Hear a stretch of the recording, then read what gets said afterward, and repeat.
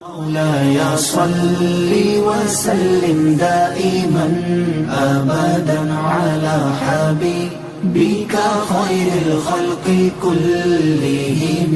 مولاي صل وسلم دائما أبدا على حبيبك خير الخلق كلهم. مولاي صل وسلم دائما أبدا.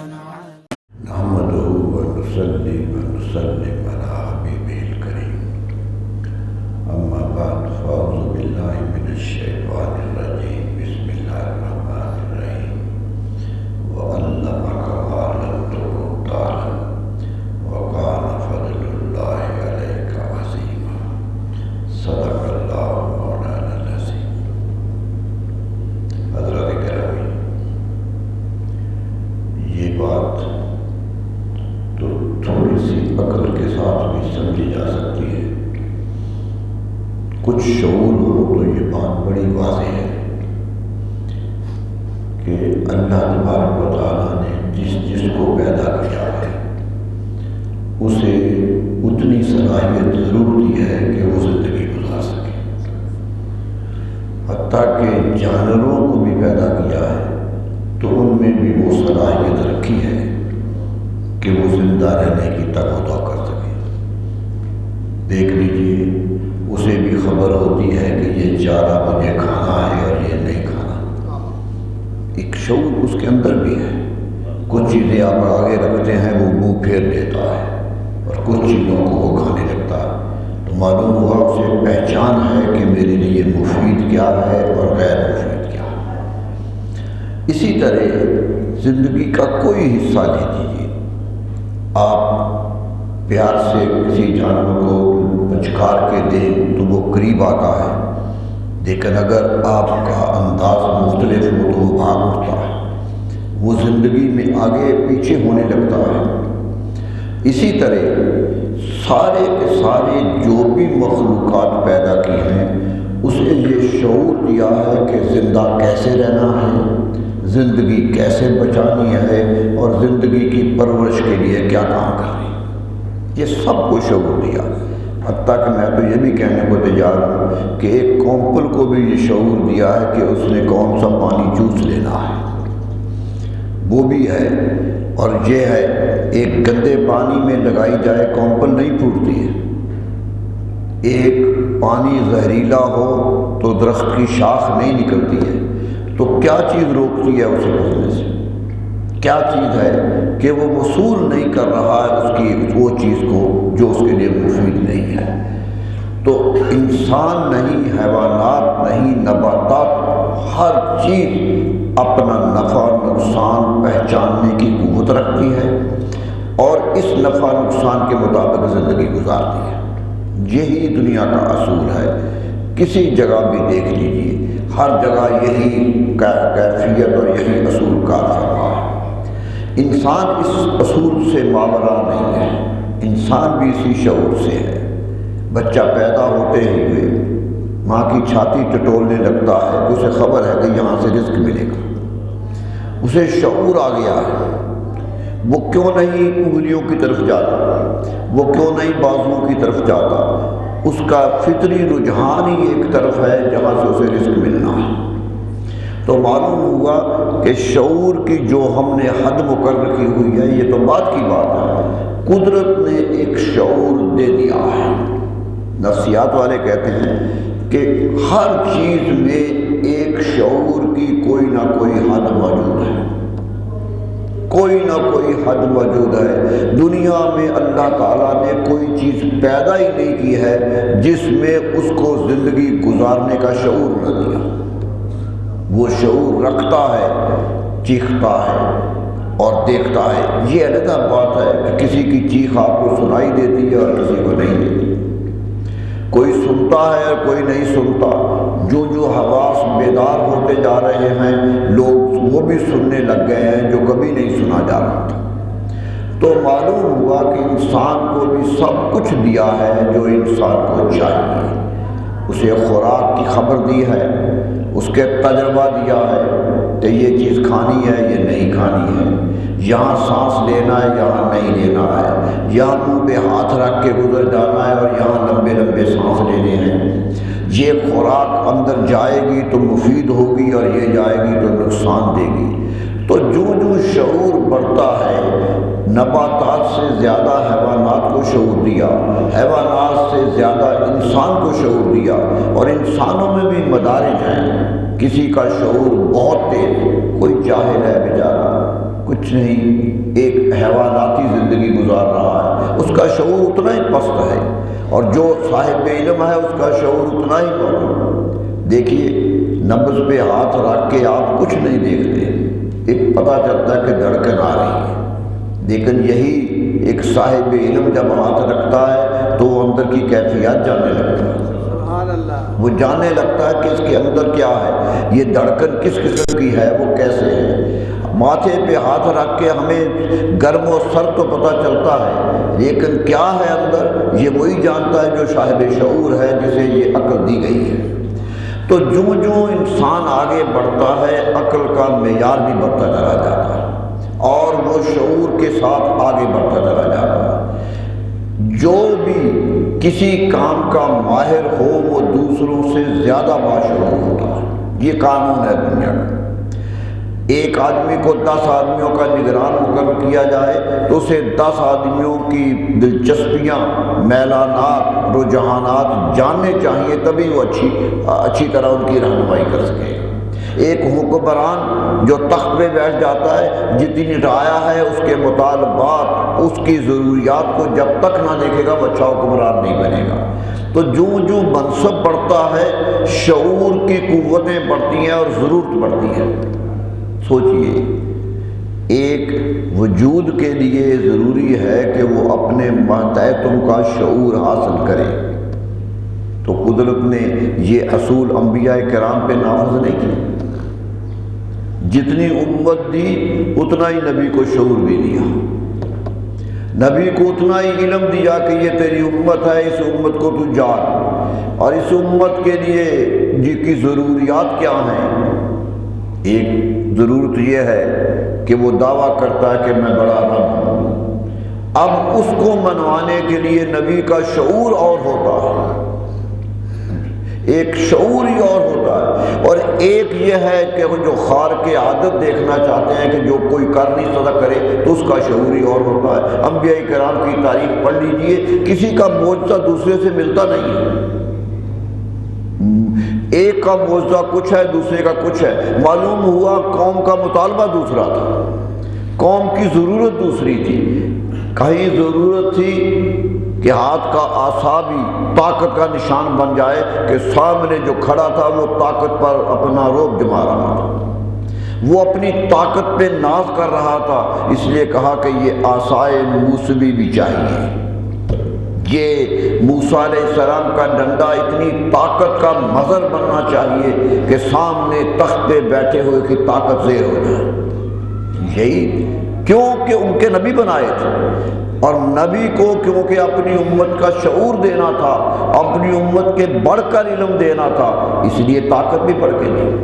وہ دیکھ لیجئے وہی ہوا کہ وہ ناکام ہوا یا نہیں ہوا۔ لیکن حضرت یونس علیہ السلام کی قوم کا شعور ہی اور ہے، ان کا شعور اور تھا، ان پر صرف دھمکی دی گئی کہ عذاب آ جائے گا، عذاب آیا نہیں، کوئی آثار اژدہا نہیں بنا، کوئی آسمان سے بارش نہیں گری، کوئی زمین نہیں پھٹی، صرف ایک دھمکی دی گئی کہ اللہ کا عذاب آ رہا ہے۔ قوم فوراً ڈر گئی، فوراً سجدے میں پڑ گئی، اور قدرت نے معاف بھی کر دیا، معاف بھی کر دیا۔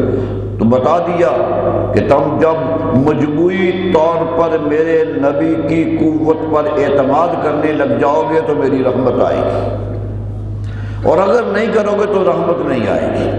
یہ تھا جو دنیا کو سمجھایا جا رہا تھا۔ حضرت عیسیٰ علیہ السلام کے زمانے میں طاقت اتنی بڑھ گئی تھی، حکمت اتنی بڑھ گئی تھی، دانائی اتنی بڑھ گئی تھی کہ حکمت کی انتہا ہو گئی تھی۔ یونانی حکمت آج تک اس کی قدر و قیمت ہے، یونانی حکمت آج بھی دنیا میں سب سے بڑی قوت ہے۔ حضرت عیسیٰ علیہ السلام کے سامنے یہ قوت تھی، تو قدرت نے کہا ہمارا نبی اس قوت سے بڑھ کے جانا چاہیے، ہمارا نبی اس قوت سے بڑھ کے جانا چاہیے۔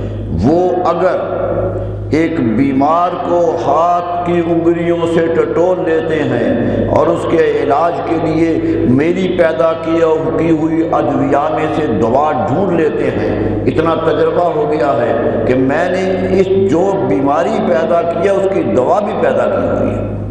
یہ تو حکیم کا کام ہے کہ دوا بھی ڈھونڈے اور مرض بھی ڈھونڈ لے اور دونوں کا جوڑ لے۔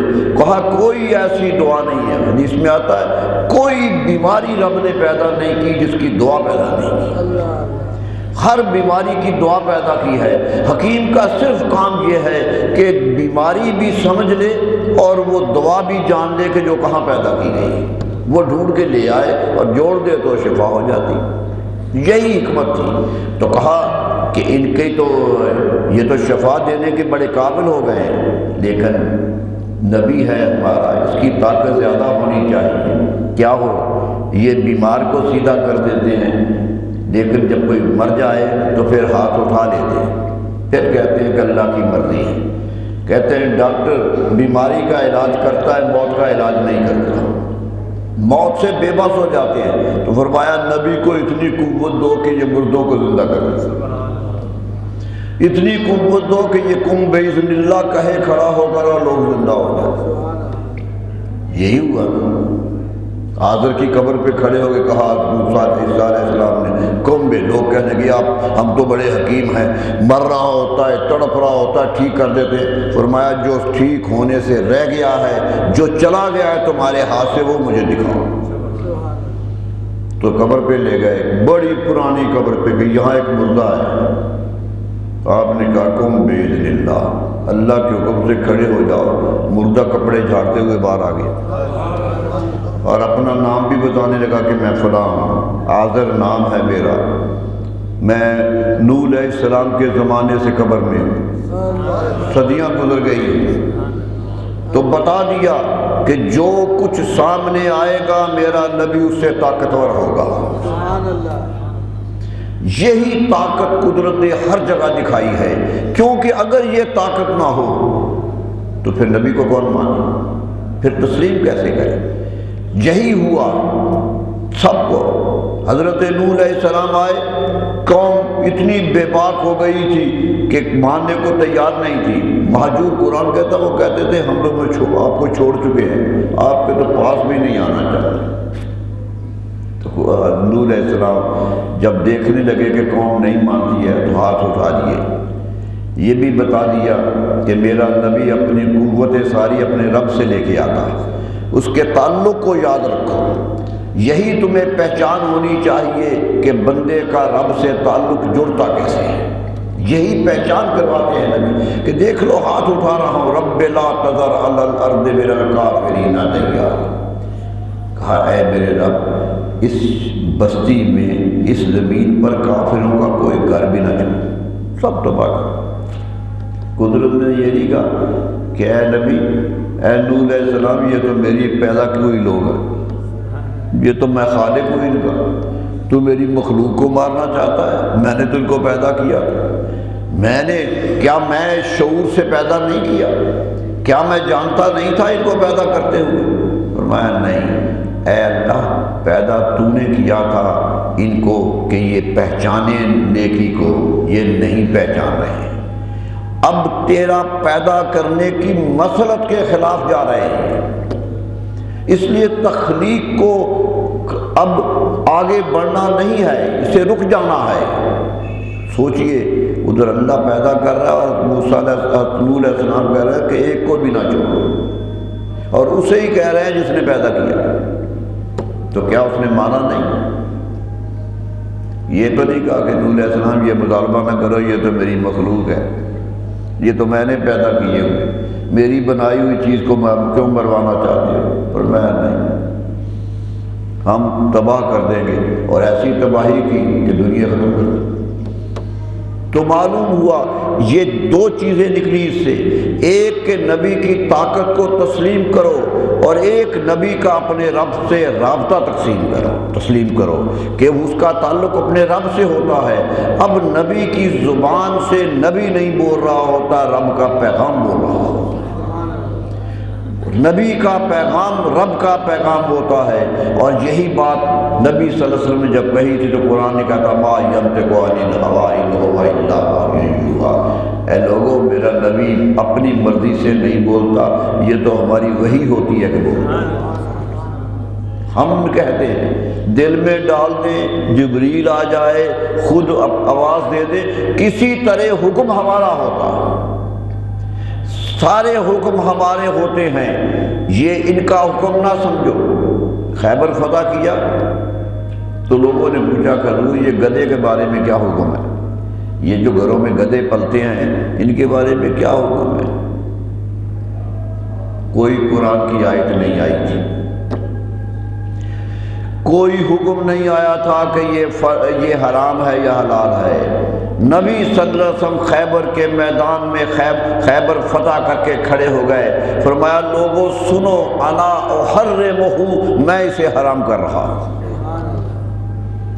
کسی نے نہیں کہا کہ یا رسول اللہ رب کا حکم آیا ہے حرام کر رہے ہیں یا اپنی طرف سے کر رہے ہیں؟ کسی صحابی نے سوال نہیں کیا، فرمایا میں حرام کر رہا ہوں، کیونکہ وہ سمجھ گئے تھے کہ جو یہ کرتے ہیں وہ رب کا ہی ہوتا ہے۔ یہ جو یقین اعتماد آ جاتا ہے نبی پر کہ نبی کا ہر لفظ رضائے الہی کا آئینہ دار ہوتا ہے، یہی ایمان کی دلیل ہوتی ہے۔ اور جب شک رہنے لگ جائے کہ نبی حکم دے اور قوم کہے کہ پتہ نہیں رب کا حکم ہے یہ خود کہہ رہے ہیں، وہیں سے ایمان خارج ہونا شروع ہو جاتا ہے۔ ایمان کا نام یہ ہے کہ نبی کی زبان کو اللہ کی زبان سمجھو، یہ گرچہ گفتہ اللہ بود، ان کا کہا اللہ کا کہنا سمجھو، گرچہ از حلقوم عبداللہ شعب، اگرچہ اللہ کے بندے کے زبان سے نکل رہا ہے لیکن اسے اللہ کا حکم سمجھو۔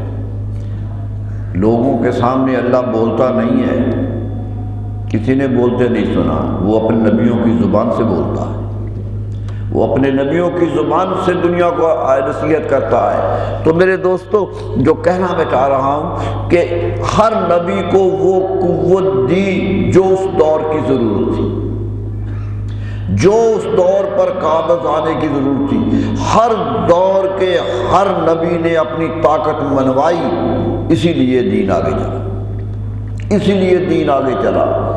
اب نبی صلی اللہ علیہ وسلم دنیا میں تشریف لے آئے، آخری نبی بن کے آئے، قبیلوں کے لیے نہیں آئے تھے، ایک شہر کے لیے نہیں آئے تھے۔ یہ تو خود ہی بتا دیا کہ اگر میں مکے کا نبی ہوتا تو مدینے کو چلا جاتا۔ میں نے تو ہجرت کر کے بتا دیا ہے کہ بتا دیا، علامہ اقبال نے لکھا تھا کہ ہجرت رسول دلیل ہے کہ اسلام دوسرے شہروں کے لیے بھی ہے، یہ مقامی مذہب نہیں ہے، یہ ایک شہر کا مذہب نہیں ہے۔ چھوڑ کے جا کر بتا دیا تھا کہ شہر دلیل نہیں ہوتے، میرا پیغام دلیل ہوتا۔ تو بتا دیا کہ میں سب کے لیے۔ پھر باہر کیوں لشکر بھیجے؟ تبوک تک چلے گئے، شام کی سرحد پر نبی صلی اللہ علیہ وسلم خود گئے، اتنی دور سرحد پہ چلے گئے کہ عربی ختم ہو گیا، وہاں بھی کھڑے تھے، صحابہ کو باہر تک بھیج دیا، کہاں کہاں بھیجا، اور پھر مسلمان سپہ سالار کہاں کہاں گئے۔ یہ کیا وہ اپنے لیے فتح کر رہے تھے؟ کیا حکمرانیاں قیدا کر؟ اللہ اللہ، کس دور کی بات۔ حضرت سعد بن وقاص رضی اللہ عنہ جب مدینہ منورہ سے گئے ہیں ایران کی فتح کے لیے تو مدائن ان کا مرکزی شہر تھا اس دور میں۔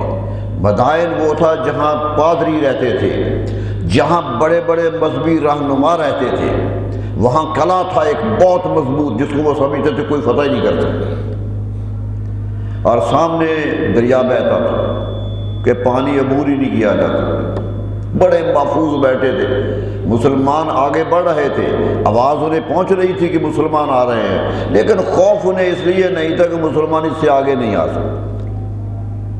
حضرت سعد بن وقاص رضی اللہ عنہ بڑے صحابی ہیں، قوت بازو تھی. آپ کو میں نے بتایا تھا جنگ احد کے دن 1000 تیر چلایا تھا انہوں نے. آج تک عرب کی تاریخ میں 1000 تیر کسی نے نہیں چلائے. 15-20 تیر چلے تو بازو شل ہو جاتے ہیں، بازو میں ہمت ہی نہیں رہتی. صحابہ پوچھتے تھے کہ حضرت سعد سے کہ سعد یہ کیسے ہو گیا؟ یہ تو کبھی دنیا میں سنا ہی نہیں ہے، کیسے ہو گیا؟ فرمایا تمہیں خبر نہیں ہے کیوں چلا رہا تھا؟ کہا کیا؟ فرمایا نبی صلی اللہ علیہ وسلم پیچھے بیٹھے تھے اور وہ مجھے تیر پکڑا کے کہتے تھے کہ ارم یا سعد فدا کا ابی و امی، اے سعد تیر چلاؤ میرے ماں باپ تجھ پہ قربان ہو جائیں. یہ جملہ کہہ رہے تھے نبی صلی اللہ علیہ وسلم، کیونکہ یہ بھی حضور صلی اللہ علیہ وسلم کے ماموں لگتے ہیں رشتے میں. رشتے میں ماموں سے حضور نے خود فرمایا ھذا خالی، یہ میرا ماموں ہے. مدینے کی گلی سے گزر رہے تھے، حضور صلی اللہ علیہ وسلم سامنے آ گئے، صحابہ کرام ساتھ سے تو آ کے پکڑ لیا، پیار سے ملے. فرمایا صحابہ تمہیں خبر ہے یہ کون ہے؟ ھذا خالی، یہ میرا ماموں ہے. پیار کیا، ایک ہمت دلائی اور اس دن کہا ارم یا سعد، اے سعد تیر چلاؤ میں تمہیں کہہ رہا ہوں. فرمایا پھر کیسے سمجھتے میں تم خوش ہو جائے؟ پھر کہاں کی ہمت، کہاں کی جوانیاں، ساری قربان تھی ان پر. 1000 تیر تاریخ عرب میں کبھی نہیں چلا حضرت سعد تو سپاہ سالار تھے. ایران فتح کیا ہے سارا کا سارا، سرحد پہ چلے گئے. سامنے مدائن شہر نظر آ رہا ہے اور فوج ادھر کھڑی ہے، پار جانے کا کوئی راستہ نہیں. سامنے پانی پانی ہے اور مسلمانوں کے پاس کشتیاں نہیں ہیں. اس وقت ابھی کشتی تو حضرت فاروق اعظم کے زمانے میں تیار ہوئی. پہلی کشتی حضرت فاروق اعظم کے زمانے میں تیار ہوئی اور وہ جبلہ بن اہم کو بھیجا ہندوستان کی سرحد کے لیے. پھر محمد بن قاسم کشتیاں لے کے آئے.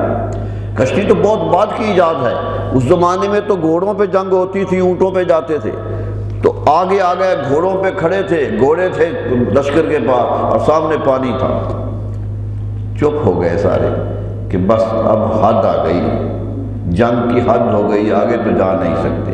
حضرت سعد کہتے ہیں میں سوچتا رہا کہ کیا یہی رک جائیں گے؟ کیا پانی ہماری طاقت کو روک دے گا؟ کیا ہماری فتوحات کا دروازہ بند ہو جائے گا پانی کی وجہ سے؟ کیا ہو جائے گا؟ کہتے میں سوچتا رہا. پھر مجھے اللہ نے ہمت دی تو میں نے اپنے لشکر سے کہا لشکریوں سنو، تم جاؤ نہ جاؤ تمہیں میں حکم نہیں دیتا، لیکن میں جا رہا ہوں، میں آگے بڑھ رہا ہوں. تو کیا کیا؟ دریا میں گھوڑے کو چھلانگ لگا. گھوڑا تیرنے والا جانور نہیں ہے لیکن چھلانگ لگا. صحابہ کہتے ہیں وہ تیرتا ہوا آگے بڑھا. صحابہ کو ہمت ہو گئی، سب نے چھلانگ لگا. لشکر سارا پانی سے گزر گیا، کشتیوں کے بغیر گزر گیا. وہ ایرانی دیکھ رہے تھے کلا پہ، وہ دیکھ کے حیران ہو گئے کہ یہ کیا ہو گیا، پریشان ہو گئے. انہوں نے خود ہی دروازے کھول دیے. کہنے کہ دیواں آمدن، یہ انسان نہیں دیو آ گئے ہیں. آج تک یہ تاریخ کا جملہ کہ دیواں آمدن، یہ تو کوئی جنات کی فوج آ گئی ہے، انسانوں کی فوج ہی نہیں لگتی اور فتح کر رہے. فخر ہوا یا مومنوں کو نہیں؟ آج تک فخر. علامہ اقبال فخر سے کہتا ہے دشت تو دشت ہیں، دریا بھی نہ چھوڑے ہم نے، بحر ظلمات میں دوڑا دیے گھوڑے ہم نے. یہ آج بھی فخر ہے اسے کہ حضرت سعد رضی یہ کر گئے. تو یہ ہمت، یہ میرا یقین ہے کہ یہ ان لوگوں کی، جوانوں کی ہمت اپنی جگہ تھی، لیکن جو قوت تھی پیچھے وہ نبوت کی قوت تھی. دیکھیے یہی ہوا کہ آج اڑ رہا ہے جہاز، کہاں کہاں پہنچ رہا ہے. کسی نبی کے زمانے میں یہ تو نہیں اڑے تھے، یہ اڑے. لیکن نبی صلی اللہ علیہ وسلم پہلے کہہ گئے کہ فکر نہ کرو میں معراج سے ہو کے آیا. سبق ملا ہے یہ معراج مصطفیٰ سے مجھے کہ عالم بشریت کی زد میں ہے گردو. یہ سبق دے دیا کہ لوگوں آگے بڑھو، میں وہاں تک ہو آیا ہوں، تم بھی آگے آؤ. تمہارے لیے راستے کھول آیا، کھلے راستوں پہ آؤ اور دنیا آگے جانے لگ گئی۔ تو میرے دوستو یہ بات یاد رکھیے کہ نبی صلی اللہ علیہ وسلم اپنے دور سے آگے آنے والے بھی تمام طاقت کو جانتے تھے، تمام علم کو جانتے تھے اور تمام ایجادات کی خبر رکھتے تھے، اس لیے آگے بڑھتے چلے گئے اور کل دنیا جہان کو خبر تھی کہ یہ کس قدر علم ہے۔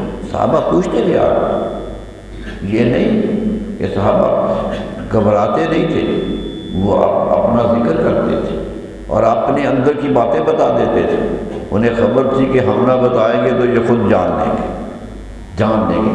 یہی علم ہر مومن کو توانا رکھتا ہے۔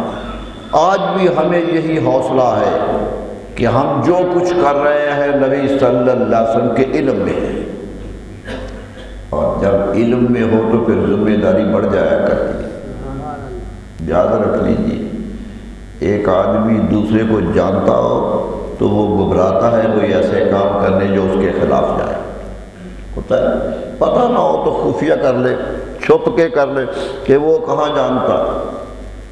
یہی ہوتا ہے، چھپ کے لوگ کام کر لیتے ہیں کہ پولیس کو خبر نہیں ہوتی، منتظمین کو خبر نہیں ہوتی۔ لیکن میرے دوستو یہاں تو معاملہ ہی دوسرا ہے۔ یہاں تو جو کرو وہ انہیں خبر ہے، اس لیے کرنے سے احتیاط کرو۔ یہی احتیاط نبی صلی اللہ علیہ وسلم کا علم ہمیں سکھا رہا ہے کہ یاد رکھو جو تم کرو گے میں جانتا ہوں، اس لیے کرتے ہوئے دیکھ لو کہ نبی صلی اللہ علیہ وسلم کی نظر میں ہے۔ ان نظروں سے چھپنے کی کوشش نہ کرو، ان نظروں کے سامنے اپنے نیک اعمال پیش کرو، بری اعمال اپنے سامنے رکھو۔ نبی صلی اللہ علیہ وسلم نے کس طرح وہ صحابہ کو سمجھا دیا، کس قدر۔ ایک صحابی آئے کہ یا رسول اللہ ایک بات پوچھیں گے آپ نے کہا پوچھو۔ کبھی نہیں کہا کہ جو میں جانتا ہوں وہی پوچھنا، بات کی نہ پوچھنا۔ میں جو چاہے پوچھو، جو چاہتے ہو پوچھو۔ کہنے لگا حضور قیامت کب آئے گی؟ بڑی فساد سوال تھا، آپ جواب نہیں دے رہے تھے اس کا۔ فرماتے آئے گی جب وقت اللہ چاہے گا آ جائے گی۔ اس نے پورا پوچھ لیا کہ حضور قیامت کب آئے گی؟ آپ نے اس کی طرف دیکھا کہ یہ بڑے خلوص سے پوچھ رہا ہے۔ فرمایا 13 دن بعد آ جائے گی۔ صحابی نے شور کر دیا سب کو کہ قیامت آ رہی ہے۔ صحابہ میں بات پھیل گئی، سارے صحابی پریشان ہو گئے کہ 13 دن بعد قیامت آ رہی ہے، 2 ہفتے کے بعد قیامت آ جائے گی۔ پریشان، عمل پر زور ہو گیا، دنیا سے بے رغبتی پیدا ہو گئی۔ دن آ گئے، قیامت نہیں آئی۔ صحابہ پریشان کہ نبی صلی اللہ علیہ وسلم نے خود فرمایا اور آپ کا فرمان تو سچا ہوتا ہے۔ ڈرتے ڈرتے آئے دربار میں، کہنے کہ حضور آپ نے تو فرمایا تھا قیامت آ جائے گی، آئی تو نہیں۔ فرمایا پوچھا کس نے تھا؟ جی فلاں۔ فرمایا اسے بلا کے لا۔ اس کے گھر گئے تو وہ فوت ہو چکا تھا۔ فرمایا میں نے تو اسے کہا تھا کہ قیامت آ جائے گی۔ قیامت تو شروع ہو گئی جب آدمی دنیا سے چلا گیا۔ یہ تو قیامت کا منظر، پھر تو قیامت کی زندگی ہے ساری، پھر تو برزخ کی زندگی، آگے کی زندگی ہے۔ تو معلوم ہوا صحابہ کو بھی یقین تھا کہ زبان سے کہا ہے تو ہو کے رہے گا۔ یہ یقین جب امتی میں پیدا ہوتا ہے تو پھر ایمان پکا ہوتا ہے۔ بدقسمتی ہماری یہ ہو گئی ہے، ہم کوئی عمل کرتے ہیں تو یورپ کو دیکھتے ہیں، امریکہ کو دیکھتے ہیں کہ وہاں یہ سچا ہے یا نہیں، اور ہم بعض اوقات جھوٹ بولنے لگتے ہیں، بعض اوقات روایات کی تردید کرنے لگتے ہیں کیونکہ ان کو پسند نہیں ہے۔ میرے تو بڑے بڑے عالم اس پہ ہل جاتے ہیں، بڑے بڑے پڑھے لکھے ہل جاتے ہیں۔ کہنا نہیں چاہتا بہت بڑا مورخ ہے، تاریخ اسلام کا بڑا معتبر نام ہے علامہ شبلی نعمانی، بڑا نام ہے، تاریخ اسلام پر، سیرت پر بہت خوبصورت کتاب لکھی ہے، آج تک وہ نصاب کی کتاب ہے۔ جب حضرت ابراہیم علیہ السلام کا واقعہ لکھا تو پریشان ہو گئے، کہ یورپ کہیں گے کہ بچے کو ذبح کر دیا، یہ تو ظلم ہو گیا، بچے پر ظلم ہو گیا۔ یہ دل میں آ گیا کہ یہ یورپ پہ جائے گی کتاب تو یورپ والے تو اعتراض کریں گے، یہ عقل کے مطابق نہیں ہے بات، یہ نبی کا قوم فعل کیسا ہے؟ تو پریشان ہو کے سوچنے لگ گئے۔ کیوں؟ کہ یورپ کو منوانا تھا۔ میرے دوستو، منوانا ان کو ضرور چاہیے لیکن ان کی ماننا نہیں چاہیے، یہ بات ذہن میں رکھیے گا۔ پریشان ہو کے تعویل کر دی، کہنے لگے پڑھ لیا کہ بنی اسرائیل میں جب کوئی کہتا تھا کہ میں قربان ہو جاؤں گا تو مراد ہوتا تھا چڑھاوا چڑھ جاؤں گا، بیت المقدس کا خادم بن جاؤں گا۔ یہ بنی اسرائیل میں رہا، یہ واقعات ملتے کہ جو کہتے تھے حضرت مریم کو ان کی والدہ نے نہیں کہا تھا کہ یا اللہ میں تو تیرے لیے قربان کر رہی ہوں، یہی دعا مانگی تھی اس نے کہ یا اللہ مجھے دے دے، ایک بچہ دے دے، میں تیرے نام پہ قربان کر دوں۔ مقصد یہ تھا کہ بیت المقدس کا محافظ بنا دوں، خادم بنا دوں، یہی مقصد تھا۔ لیکن بچی پیدا ہو گئی اس لیے پریشان ہو گئی کہ میں نے تو بچہ مانگا تھا۔ واللہ یعلم ما وضعت، قرآن کہتا ہے مریم پریشان نہ ہو، اللہ جانتا ہے جو تو نے پیدا کیا۔ ہم نے تیری دعا بھی سنی ہے اور اپنی قدرت کا اظہار بھی کیا ہے، اس لیے پریشان نہ ہو۔ لیس ذکر کالانثیٰ، یہ جیسے بچی پیدا کیا ہے کوئی لڑکا بھی جیسا نہیں ہے۔ قرآن نے فیصلہ کر دیا کہ کوئی لڑکا بھی ہوتا تو اتنا نہ ہوتا جو حضرت مریم ہے۔ یہ ہے کیفیت۔ تو کیا ہوا؟ یہ چڑھاوے کا تصور تھا ان کے ہاں۔ مولانا شبلی کو راہ مل گئی، جواز مل گیا، کہتے حضرت حضرت ابراہیم علیہ السلام کو بھی رب نے یہی کہا ہوگا کہ حضرت اسماعیل جو بیٹا اسے چڑھاوا چڑھا دے، کعبے کی خدمت میں لگا دے، لیکن انہوں نے لفظی ترجمہ کر لیا کہ ذبح کر دے تو ذبح کرنے لگ گئے۔ اجتہاد کی غلطی کر لی، یہ لکھا شبلی، عقل کی غلطی کر لی، ذبح کرنے لگ گیا۔ رب نے کہا یہ تو بڑا ہی مخلص ہے، یہ تو ذبح کرنے لگ گیا، تو رب نے بچا لیا۔ رب نے بچا لیا کہ یہ مقصود نہیں تھا میرا، یہ کیا۔ کیوں کیا؟ یہ تعویل کیوں کی؟ کہ یورپ خوش نہیں ہوتا، اسے خوش کرنا ہے۔ میرے دوستو، مومن وہ ہے جو اپنے نبی کو خوش کرتا ہے۔ کتنی غلطی ہو گئی، دکھ گئے، اور آج تک یہ موضوع بحث بنا ہوا ہے کہ کیا دکھ گئے؟ کیا نبی صلی اللہ علیہ وسلم کو پتہ نہیں چلا تھا کہ غلطی ہو گئی؟ تو آپ بھی کہتے کہ بچوں کو کعبے پہ چڑھا دیا کرو، آپ تو جانور لے کے ذبح کرنے لگ گئے، اس پر عمل کرنا شروع کر دیا۔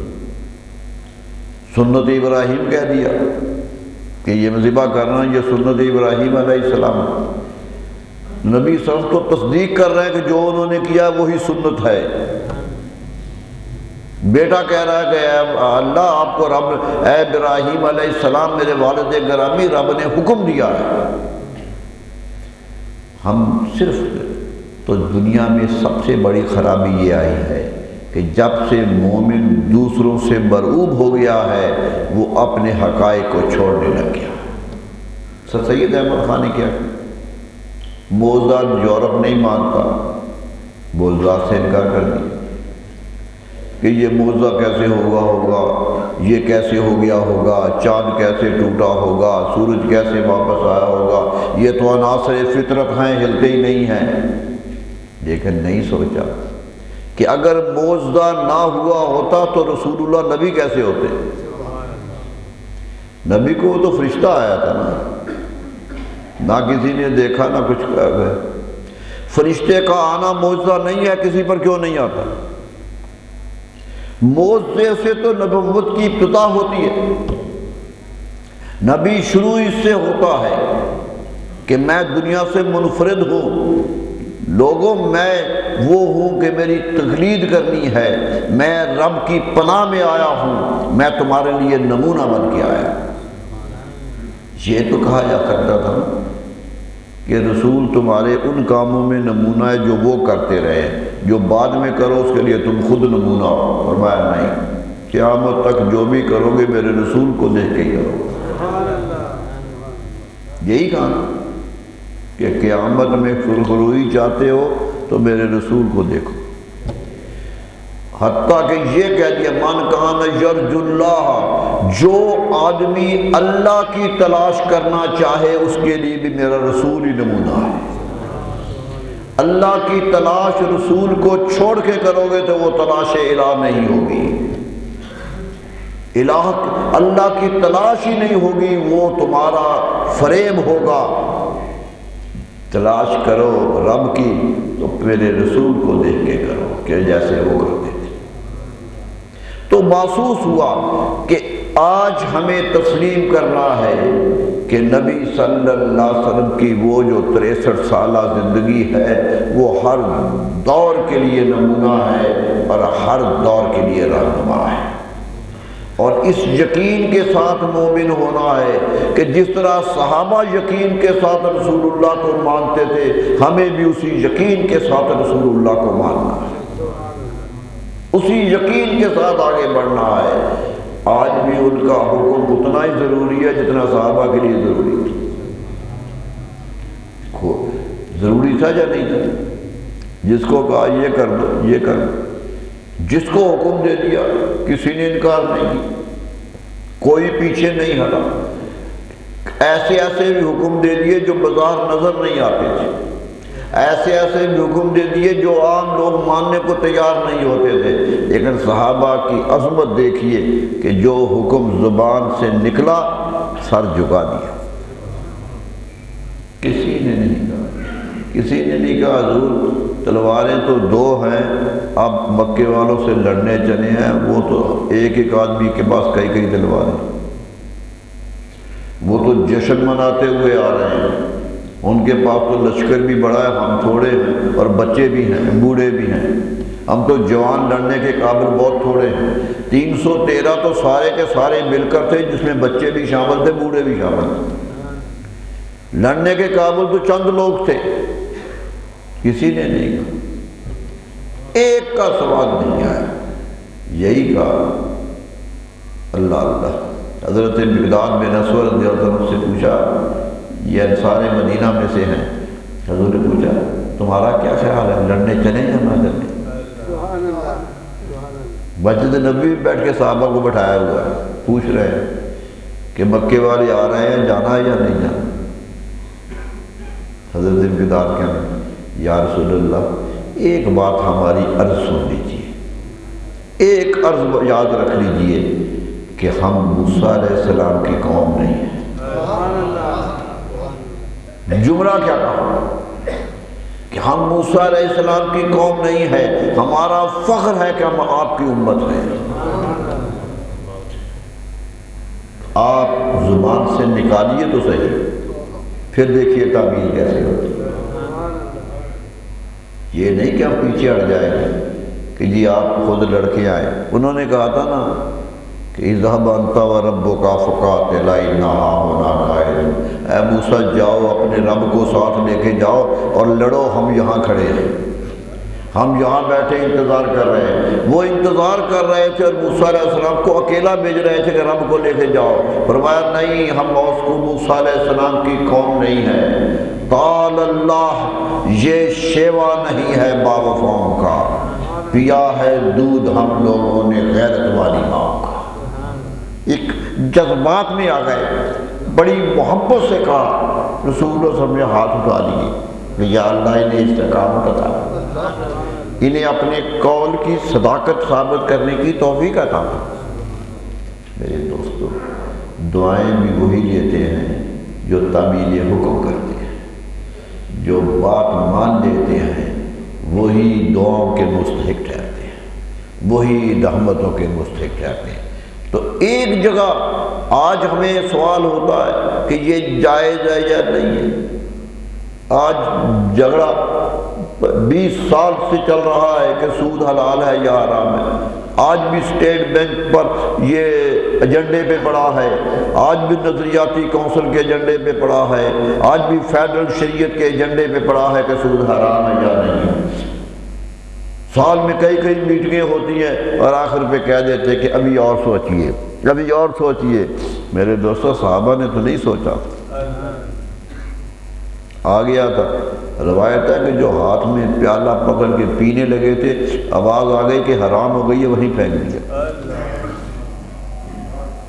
یہ عطایت شاری ہوتی ہے، یہ ہے تسلیم کی حد کہ مانو جو زبان سے نکلے۔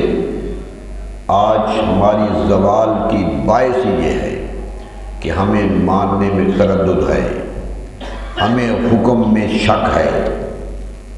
شک نہ ہو تو پھر عمل سے کچھ نہیں روک سکتا کوئی چیز۔ یہ زندگی کا حصہ ہے، اور آج بھی ہمیں صحابہ کرام علیہم رضوان کے خلوص کو اپنا رہنما بنانا ہے۔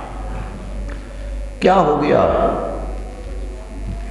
سوچئے، حیرت کی بات ہے کہ جو حرمین میں بیٹھے ہیں ان کے ہاں بھی یہ شک ہے کہ سود کیا ہے۔ یعنی جہاں سے اسلام نکلا ہے، جہاں سے پھوٹا ہے، آج بھی شک ہے۔ مجھے یاد ہے میں ایک میٹنگ میں تھا تو اسٹیٹ بینک کا ایک ڈپٹی گورنر تھا، اس سے یہی پوچھا گیا کہ اسلام کا تصور معاملات بہتر ہے یا نہیں۔ کہنے کا مجھے ابھی تک پتہ نہیں چلا، میں عالم نہیں ہوں، لیکن ایک بات بتاتا ہوں کہ پچھلے دنوں دنیا کے مالیاتی نظام پر زد پڑی تھی، بڑے بڑے بینک بیٹھ گئے تھے، بڑے بڑے سرمایہ دار بیٹھ گئے تھے، لیکن ہم نے جب جائزہ لیا ہے تو وہ نہیں بیٹھے تھے جو اسلامی شریعت کے مطابق عمل کر رہے ہیں۔ سبحان اللہ۔ وہ بینکاری توان نہیں ہوئی تھی جو اسلامی شریعت کے مطابق چل رہی ہے، ورنہ بڑے بڑے بینک بیٹھ گئے تھے۔ تو میرے دوستو، اسلام تو آج بھی اپنی سطوت منوا رہا ہے، آج بھی اپنی طاقت منوا رہا ہے، آج بھی ہمیں شک ہے کیا ہوتا ہے، کیا کیفیت۔ نماز 5 کا حکم آیا تو پڑھنے لگ گئے نا، روزوں کا حکم آیا تو عرب کے روزے، خوراک نہیں ہے، یہاں تک کہ روزہ کھولنے کا سامان نہیں ہے، کھجور ایک میسر نہیں ہے، ایک کھجور بھی منہ میں ڈالنے کے لیے نہیں ہے، لیکن روزہ دار یہی تھے۔ بدر کی جنگ لڑ رہے ہیں تو روزے رکھے ہوئے، انتہائی گرمی کی جنگ، تلواریں چل رہی ہیں، اسلام اجازت بھی دیتا ہے کہ سفر میں ہو تو روزہ چھوڑ دو، لیکن صحابہ دیکھ رہے ہیں کہ میرے رسول نے رکھے ہوئے ہیں، جب وہ رکھ سکتے تو ہم کیوں نہیں رکھ سکتے۔ یہ تھی کیفیت، یہ عقائد جاری ہوتی ہے، پھر رب اسے قبول بھی کرتا ہے۔ حضور صلی اللہ علیہ وسلم نے شام کو روزہ ہی نہیں کھولا، صحابہ کہنے کہ ہم نے بھی نہیں کھولنا، 2 دن گزر گئے روزہ ہی نہیں کھولا کسی، تیسرے دن ہمت ہی نہیں پڑی، مسجد کے صحن میں لیٹے ہوئے ہیں، اٹھنے کی طاقت ہی نہیں رہی۔ حضور صلی اللہ علیہ وسلم نے دیکھ لیا، یہی امتحان تھا، دیکھ لیا، فرمایا کیا ہو گیا تمہیں، اتنی کمزوری کیا؟ کہنے کہ حضور 100 میں بھی سال رکھ رہے ہیں، آپ نے رکھا ہے ہم بھی رکھ رہے ہیں۔ فرمایا نا، جو کہا کروں وہ کیا کرو۔ ایکم مثلی، تم میں سے میری طرح کوئی بھی نہیں ہے، میں اللہ کا بے مثل وجود ہوں۔ ایکم مثلی ابھی تو عند ربی یطعمنی و یسقینی، ارے تم تو رات جا کے گھروں میں سوتے ہو، بھوکے سو جاتے ہو، میں تو رات اپنے رب کے پاس ہوتا ہوں، میں تو رب کے پاس ہوتا ہوں، وہاں رب مجھے کھلاتا بھی ہے اور پلاتا بھی ہے۔ جب یہ کیفیت آ جائے گی کہ رب تمہیں کھلانے لگ جائے گا تو پھر روزے رکھو، ورنہ وہی رکھو جو دنیا رکھتی ہے۔ بتا دیا شان میری یہ ہے، لیکن کرم میرا یہ ہے، تو یہ نہیں کہہ رہا کہ جو میں کرتا ہوں وہ کرو۔ صحابہ کو اچھے کپڑے پہن کے بھی خوش ہوئے، ایک صحابی آئے، بہت اچھا لباس پہنا ہوتا، شلوار پہنی ہوئی تھی پہلی دفعہ، تو دیکھ کے محبت سے دیکھا، فرمایا نعم اللباس وھذا، یہ تو بڑا اچھا لباس ہے، خود تہبند باندھتے تھے، شلوار دیکھی تو خوش ہو گئے کہ یہ اچھا لباس ہے، اس میں پردے داری زیادہ ہے۔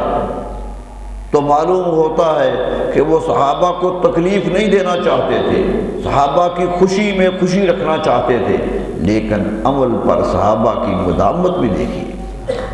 صحابہ کرام یہاں تک کہ وہ گنتے تھے کہ رسول اللہ صلی اللہ علیہ وسلم کی پگڑی کتنی تھی۔ امام سیوطی نے کتاب لکھ دی پوری